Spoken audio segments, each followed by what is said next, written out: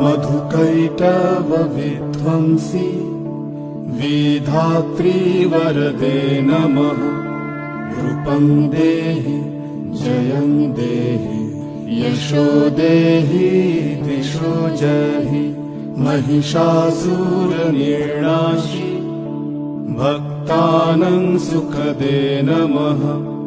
रूपं देहि जयं देहि यशो देहि दिशो जहि।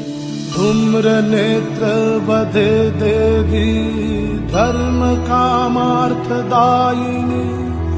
रूपं देहि जयं देहि यशो देहि दिशो जहि। रक्तबीज वधे देवी चण्डमुण्ड विनाशिनी। रूपं देहि जयं देहि